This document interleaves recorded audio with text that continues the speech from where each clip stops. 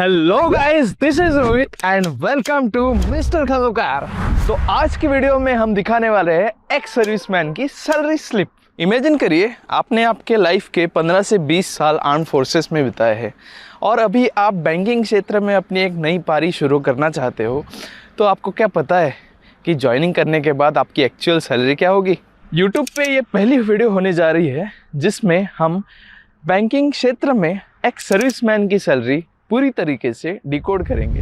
इस वीडियो में हम डिटेल्ड एनालिसिस करेंगे एक्स सर्विसमैन की सैलरी स्लिप का और मैं आपके सामने एक असली सैलरी स्लिप रखूंगा।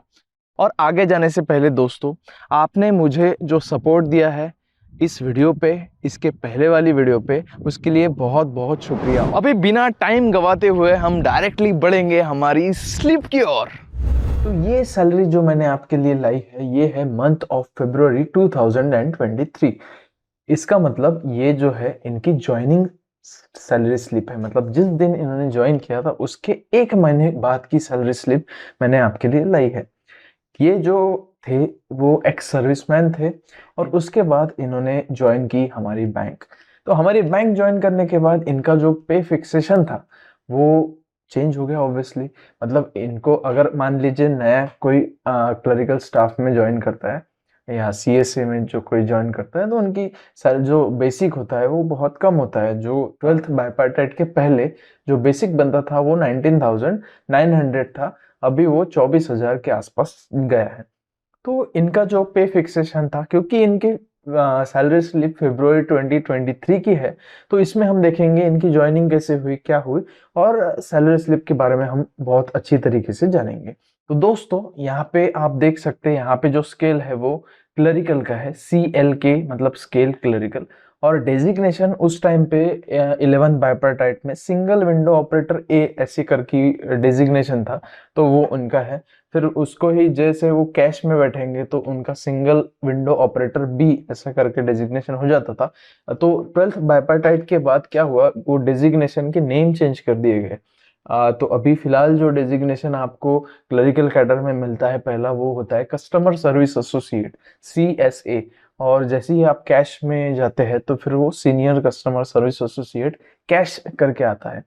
तो अभी यहाँ पे हम फिलहाल देखेंगे इस इनकी सैलरी स्लिप में मैंने कुछ जो इंपॉर्टेंट डिटेल्स थी उनके बारे में वो ऑब्वियसली हाइड कर दिए। जनवरी 25 2023 मतलब इनकी जो ज्वाइनिंग डेट है वो 2023 जनवरी की है।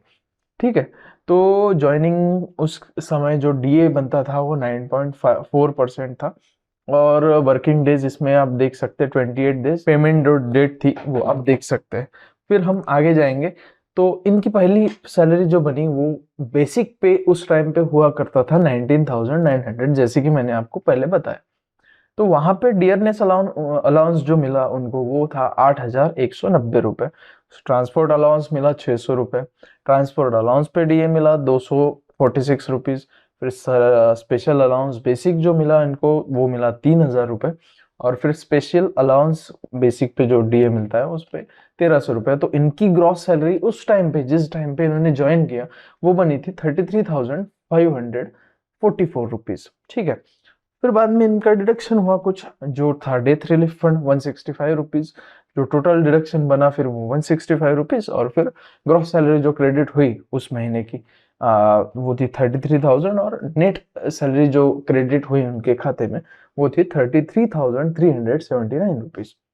तो ये जैसे मैंने आपको बताई कि एक्स सर्विसमैन की सैलरी है तो ये ऑब्वियसली वो हो नहीं सकती, उनका फिर फिक्सेशन हुआ, मतलब वो पेमेंट जो फिटमेंट होता है वो उनका हुआ। फिर हम आगे बढ़ेंगे। उसी साल की जुलाई में इनका एक्चुअल पूरा फिटमेंट हो गया। तो फिटमेंट में हम देखते हैं उनका जो बेसिक पे बना गाइस, उनका जो बेसिक पे बना उस टाइम पे बना 45,930। आप पूछेंगे ये क्यों बना? अब देखिए, जैसे ही कोई आर्मी छोड़ के या नेवी या एयरफोर्स छोड़ के बैंकिंग सिस्टम में आता है तो उनका कंसिडर किया जाता है वहां की 20 इयर्स ऑफ सर्विस। डिपेंडिंग मतलब उन्होंने कितनी सर्विस, कोई 12 साल बाद छोड़ देता है, कोई 10 साल बाद भी छोड़ देता है, कोई 18 साल के बाद छोड़ देता है, कोई 20 साल के बाद छोड़ देता है। तो इस केस में पर्टिकुलर ये सर ने 15 इयर्स के बाद वो जो आर्मी में काम कर रहे थे, वो वहां से मतलब उनको रिलीव किया गया।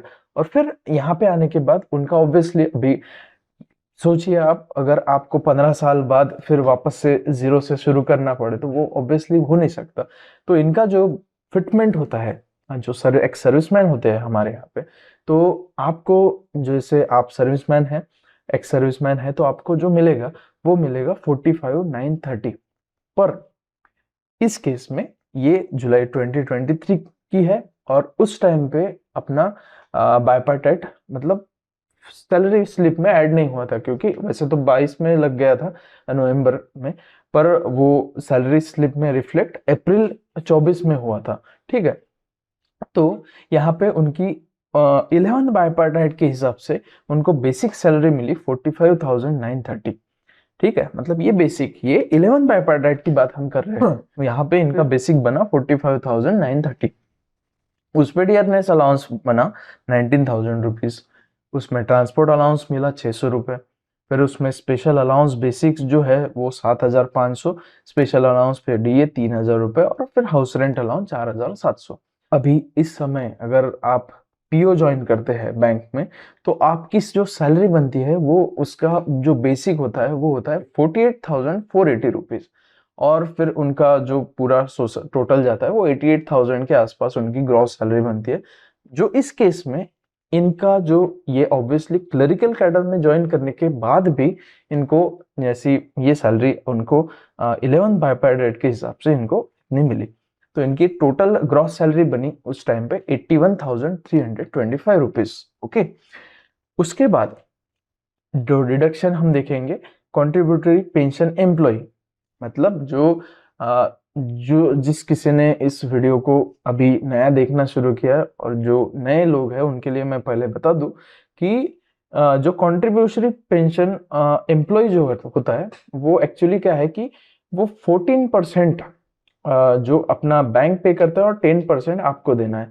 तो 10% जो है, मतलब बेसिक का 10% जो जाता है वो 6,500 आपके सैलरी से कटता है। फिर उसमें खुद बैंक 14% ऐड करती है उसमें। ठीक है, तो इसमें इनकम टैक्स उनका कटा 4,063 रुपीज, 4,063 रुपीज। प्रोफेशनल टैक्स जो कटा है महाराष्ट्र में जो है वो है 200 रुपीज। यूनियन की फी डिडक्ट हुई 300 रुपए। डेथ रिलीफ फंड डिडक्ट हुआ 180 रुपए। टोटल डिडक्शन इनके बने 11,252 रुपए। तो ग्रॉस बनी 81,000 और टोटल डिडक्शन 11,200 रुपए। फिर इनकी जो नेट सैलरी बनती है वो है 70,073 रुपीज। अभी वो पीओ की सैलरी तो अच्छी खासी 78,000 के आसपास नेट क्रेडिट होती है बैंक में, मतलब सॉरी अकाउंट में। तो यहाँ पे ग्रॉस सैलरी जो पेड उनकी हुई थी 11,56,000 रुपए। ठीक है, उस साल की बात है ये। और फिर मेडिकल रीइंबर्समेंट, जैसे आपको पता होगा मेडिकल भी मिलता है आपको 2,300 रुपए। और पीएलआई क्रेडिट हुई उनकी 2,500 रुपए। अब पीएलआई अपने आप में एक अलग कंसेप्ट है, तो उसमें हम थोड़ा सा आपको मैं बता देता हूँ कि पीएलआई एक्चुअली होता क्या है। तो देखिए, अभी पीएलआई जो है प्रॉफिट लिंक्ड इंसेंटिव होता है बैंक में। जैसे जैसे बैंक जितना बिजनेस करेगी उस हिसाब से फिर हर एक एम्प्लॉय में पीएलआई डिस्ट्रीब्यूट होता है। तो पीएलआई के कुछ ये स्लैब्स है जो आप year on year growth operating profit में देखते हैं, वो है मतलब मान लीजिए 5% के नीचे अगर आपकी बैंक ने उस साल ग्रोथ की है ऑपरेटिंग प्रॉफिट में, तो फिर वो उसको नील मिलेगा, आपको कुछ नहीं मिलेगा सैलरी का। अगर 5 से 10% के बीच में अगर ऑपरेटिंग प्रॉफिट आपका ग्रो होता है तो आपको 5 डेज की सैलरी मिलती है। फिर थर्ड स्लैब है 10 to 15% आपका ग्रो होता है तो 10 दिन की मिलती है, और 15% के ऊपर, और अगर आपकी बैंक बहुत ही अच्छा परफॉर्म करे 15% के ऊपर तो आपको 15 डेज का पीएलआई मिलेगा। पर उसमें भी क्लॉजेस है, मतलब थर्ड और फोर्थ स्लैब जो होता है वो नेट प्रॉफिट अगर हो आपकी बैंक का, नेट एक होता है ऑपरेटिंग प्रॉफिट की बात की हमने, और एक है नेट प्रॉफिट। तो नेट प्रॉफिट अगर हुआ उसी केस में वो थर्ड और फोर्थ स्लैब आपको मिलते हैं। अब if bank has growth in operating profit of 5% and more but there is no net profit then second slab will apply। Means इसका मतलब है कि मान लीजिए आपका नेट प्रॉफिट अगर हुआ नहीं, ठीक है, मतलब नेट प्रॉफिट अगर हुआ नहीं, उस केस में क्या होता है कि आपको सेकंड स्लैब आपको अप्लाई होता है, मतलब ये जो सेकंड है 5 to 10% वाला, 5 डेज की आपको सैलरी जो है आपको क्रेडिट हो जाएंगी। ठीक है, चलिए आगे बढ़ते हैं। तो अभी हम देखेंगे इनकी जनवरी 2026 की सैलरी स्लिप। तो इनका डेजिग्नेशन क्लरिकल है, इनका एक प्रमोशन हो चुका है, senior customer service associate cash. Cash में अभी ये बैठते हैं, ये कैशियर हो गए हैं। तो इनका डेजिग्नेशन हमने जैसे पीछे देखा, सिंगल विंडो ऑपरेटर ए, सिंगल विंडो ऑपरेटर बी। तो यहाँ पे CSA और CSA, सीनियर CSA मतलब SCSA। तो इनकी वर्किंग डेज इसमें है 10 डेज, और जनवरी 27 को इनकी जो है सैलरी आप क्रेडिट होगी, पेमेंट डेट है। और DA जो है 23.93 है। तो आगे जाएंगे हम, उसमें देखेंगे इनका बेसिक कितना है। तो बेसिक है यहाँ पे, बेसिक जो है वो है 69,840। इनको बैंक में अभी 2 साल हो चुके हैं, 1 साल कंप्लीट हो चुका है, दूसरा साल लगा है। उसका एक इंक्रीमेंट और एक प्रमोशन उनका जो डेजिग्नेशन चेंज हुआ उसकी वजह से इनका इंक्रीमेंट हो चुका है। तो इनकी अभी जो 12th बायपार्टाइट के हिसाब से सैलरी बनती है बेसिक पे, वो है 69,480 रुपीज। ठीक है, तो ये आप देख सकते हैं ग्रोथ, बायपार्टाइट सेटलमेंट होने के कारण बैंक में सैलरीज जो है वो बहुत रफ्तार से बहुत फास्ट बढ़ती है। तो फास्ट बढ़ने के कारण उनकी जैसे ही जो बायपार्टाइट लग गया, तो फिर उनकी सैलरी जो जो बेसिक है वो 69,480 हो गया। फिर इस पे डियरनेस अलाउंस हम देखेंगे, जो है 16,700 रुपये। स्पेशल पे है 3,050, डी ऑन स्पेशल पे 700 रुपये। प्रोफेशनल क्वालिफिकेशन पे, प्रोफेशनल क्वालिफिकेशन पे इनमें इसमें क्या है कि आप जैसे कुछ आप स्टैग्नेशन, जो आपने सुना होगा स्टैग्नेशन जब लगते हो उस टाइम पे ये अप्लाई होता है। तो इनको जो है प्रोफेशनल क्वालिफिकेशन पे मिलता है। इनका ग्रेजुएशन का है इसमें, और एक JIB का एग्जाम दिया है उन्होंने, इसकी वजह से उनको दो मतलब 820 ऐसे मिला के 820 मिला के इनको 1640 ऐसा PQP मिलता है, प्रोफेशनल क्वालिफिकेशन पे। उस पर फिर DA मिलता है 392। फिर ट्रांसपोर्ट अलाउंस जो सभी का सिमिलर होता है वो है 850 रुपीज। ट्रांसपोर्ट अलाउंस DA जो है वो 203। स्पेशल अलाउंस बेसिक वो मैटर करता है बैंक में, वो सबसे अच्छा खासा बड़ा कंपोनेंट है, 18,500 रुपीज। और फिर हाउस रेंट स्पेशल अलाउंस पे भी DA है 4,000। हाउस रेंट अलाउंस जो है इनका वो बनता है 7,600 रुपये। फिर PQP अरियर्स, इस सैलरी में ना थोड़ा जो अरियर इनके बाकी थे, पेंडिंग थे पिछले, वो इसमें ऐड हो चुके हैं। PQP अरियर जो है वो 10,600 ऐड हो गया, उस पे भी जो DA मिलता है वो 1,800 इसमें ऐड हो चुका है। और कॉन्ट्रीब्यूटरी पेंशन एम्प्लॉयर जो 14% NPS का डिडक्ट होता है वो ऐड हो गया है सैलरी में, 12,900 रुपीज। फिर उनकी टोटल जो ग्रॉस पे बनती है दोस्तों, जो है 1,49,400 रुपीज। ये अच्छी खासी ग्रॉस पे है। ऑब्वियसली इतने नहीं मिलेगी, क्योंकि कैसा है कि इनको जो अरियर मिले हैं वो हर महीने में नहीं मिलेंगे, तो वो ऐड हो गए अगले महीने की, मतलब उस डिडक्ट हो गए अगले महीने की सैलरी स्लिप में। तो फिर अभी देख लेते हैं इनकी एम्प्लॉयर और एम्प्लॉय का कंट्रीब्यूशन, ये आसपास 21,000 रुपीज है, 21 नहीं 22,000 रुपीज। फिर इनकम टैक्स जो कटता है इनका 8,300। प्रोफेशनल टैक्स है 200 रुपीज। व्हीकल लोन है 5,000, और यूनियन फी डिडक्शन है 300। इन्होंने व्हीकल लिया है, इसका EMI जो है वो सैलरी से डायरेक्टली डेबिट होती है। तो टोटल डिडक्शन जो दोस्तों मिलते हैं वो सॉरी कटते हैं वो है 36,000 रुपीज। तो अभी इनकी क्रॉस सैलरी पेड अभी तक की कितनी है, वो है 13,59,000 रुपीज। और मेडिकल रीएम्बर्समेंट मिलता है 2,800 रुपये का। लोन ये तो ठीक है, छोड़ देते हैं। लीव एनकैशमेंट जो है उनको मिली है 5 डे की लीव एनकैशमेंट मिलती है हर साल हर एक बैंक एम्प्लॉय को, तो वो है 20,000 रुपीज।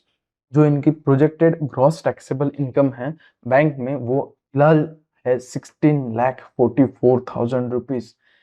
ये मेरे दोस्तों के लिए वीडियो है, स्पेशली जो सर्विसमैन हैं, जो अभी ज्वाइन करना चाहते हैं बैंकिंग सिस्टम में, या और भी कुछ एवेन्यूज देख रहे हो वो इनकम सोर्स के। तो ऑब्वियसली आप बैंक दोस्तों आ सकते हैं, क्योंकि आपको बहुत अच्छी खासी यहाँ पे सैलरी दी जाएगी। आपको जो यहाँ पे पर्क्स एंड अलाउंसेस मिलेंगे वो बहुत अच्छे रहेंगे। आप बिल्कुल चुन सकते हैं कि आप बैंक में हैं और बैंक में जॉब बहुत अच्छी है। आज के टाइम पे क्या है कि थोड़ा सा प्रेशर तो है, पर आप अगर अच्छा एवेन्यू ढूंढ रहे हैं जॉब का, तो आपके लिए बैंक बहुत अच्छी होगी। तो देखिए यहाँ पे आपका जो ग्रॉस टैक्सेबल इनकम आपको मिलेंगी 16 लाख रुपए, और जैसे ही आप ज्वाइन करेंगे उस टाइम तो इतने नहीं मिलेंगे, उस टाइम पे 15,50,000, 1 लाख कम पकड़ के चलेंगे हम, क्योंकि ये 1 साल बाद की सैलरी है। प्रोजेक्टेड नेट टैक्सेबल इनकम जो रहेगी वो 14,32,000 रुपए रहेगी इस केस में। टोटल टैक्स लायबिलिटी वो जो है 98,000, 1 लाख रुपए एज अ टैक्स आपको देने पड़ेंगे गवर्नमेंट को। ठीक है, तो टैक्सेबल टैक्स पेएबल जितना है वो है 16,700 रुपए, और नेट सैलरी इनकी क्रेडिट हो रही है 1,13,300 रुपए इनकी नेट सैलरी बन रही है। तो अभी मैंने जैसे बोला आपको, इतने अरियर के कारण ये थोड़ा ज्यादा मिल रहा है, तो इसमें थोड़ा सा कम होगा। तो डिडक्शन हम देखेंगे सेम सेम सैलरी में, तो जिसमें आपका जो अरियर्स था वो निकाल अगर दे हम, तो उसमें आपकी एक्चुअल जो हर मंथ की आपकी सैलरी बनेगी वो है 1,36,900 रुपए। ठीक है, उसमें डिडक्शन जो थे वही रहेंगे 35,400 रुपीज, और नेट सैलरी दोस्तों आपकी बनेगी 1,01,500 रुपए एज अ क्लर्क और as a cashier in a bank. बहुत अच्छी सैलरी है दोस्तों। जैसे ही आप ज्वाइन करोगे after your service from army और से navy, you are going to get very good salary as well as perks in banking industry। तो ये रही इनकी सैलरी 1 लाख रुपए, और अदर बेनिफिट्स जो है न्यूज़पेपर अलाउंस, बाद में आपको एलटीसी मिलती है, बाद में आपको मेडिकल रिइंबर्समेंट मिलता है, ऐसे बहुत सारे अलाउंस आपको बैंक में दिए जाते हैं। और आप ये अलाउंस पिछले मेरे कुछ 2 वीडियो डाले हैं मैंने, उसमें आप चेक भी कर सकते कि उसमें क्या क्या अलाउंसेस है, उसकी जो लिंक है वो मैं नीचे मेंशन कर दूंगा। और हम इसमें जो हमने देखा कि इनकी सैलरी जो बनी फाइनली वो इतनी रही। फिर अदर अलाउंसेस में आप बहुत सारे अलाउंसेस है, जैसे आप स्केल 1 बनेंगे, बाद में प्रमोशन लेंगे, तो आपकी ऑब्वियसली और सैलरी बढ़ेगी। और हाँ, मैं एक बात और बताना चाहता हूँ, अभी ये सर जो है जिनकी मैंने सैलरी स्लिप आपको दिखाई, उन्होंने अभी स्केल 1 के लिए प्रमोशन लिया है, क्योंकि उनकी जेआईबी निकल चुकी है। जेआईबी निकल चुकी है, उसके कारण उनका जो प्रमोशन है वो सिर्फ 2 साल में हुआ दोस्तों। क्योंकि वैसे अगर आप रेगुलर पैटर्न में जाए तो आपको 3 साल लगते हैं प्रमोशन लेने के लिए, पर आपने अगर जेआईबी निकाली हो तो आप सिर्फ 2 साल में प्रमोशन ले सकते हैं। तो अभी मैं आपको बताऊंगा इनकी salary after promotion, after going in scale 1 वो क्या बनेगी। अभी हम देखेंगे 12th बायपार्टाइट के हिसाब से इनका प्रमोशन होने के बाद की जो बेसिक पे बनेगी वो बनेगी, आप देख सकते हैं ये चार्ट है क्लरिकल टू ऑफिसर। जैसे ही आप मतलब ये मैं देखे क्लरिकल स्टाफ के लिए बायपार्टाइट होता है, और जो स्केल ऑफिसर्स हैं उनके लिए जॉइंट नोट इशू करता है आईबीए। तो इनका 9th जॉइंट नोट के हिसाब से इनका जो बेसिक ये देखो, हमने देखा था उनको स्टैग्नेशन लगा था, इसकी वजह से उनको पीक्यूपी मिल रहा था, स्पेशल प्रोफेशनल क्वालिफिकेशन पे। तो इनका स्टैग्नेशन लगने के कारण उनको वो 1640 रुपए एक्स्ट्रा मिल रहे थे। स्टैग्नेशन होने के कारण क्या है, इनका जो अभी मान लीजिए आपका प्रमोशन जैसे होता है तो आपका स्केल जो है वो चेंज होता है, आपकी जो स्केल चेंज होती है। तो इसमें आप देख सकते हैं इनकी स्केल जो है वो हमने देखी थी 69,800 यहाँ पे जो आप देख रहे थे, मतलब 20 टोटल जो ये है स्लैब, और उसके बाद ये 69,840। जैसे ही ये स्केल 1 बन जाएंगे तो इनकी जो मतलब बेसिक पे बनेगा वो बनेगा 77,880 रुपीज, और फिर उस पे पूरी टोटल सैलरी कैलकुलेट होगी। तो अभी इनकी टोटल सैलरी हम देखेंगे कितनी होगी। तो दोस्तों इनकी एक्चुअल पे जो बनेगा 77,880 मल्टीप्लाइड बाय 1.90, इनका जो अभी ग्रॉस सैलरी बनेगी आफ्टर गोइंग टू स्केल 1 वो रहेगी 1,47,972 रुपीज। तो ये रहेगी इनको जो बेनिफिट मिला, वो बेनिफिट उनका जो था वो इसकी वजह से मिला क्योंकि उनकी ऑलरेडी बेसिक अच्छी थी, और फिर हमने जो जॉइंट नोट देखी उसके हिसाब से इनको जो मिलेगी अभी वो मिलेगी 77880, ये रहेगा इनका बेसिक।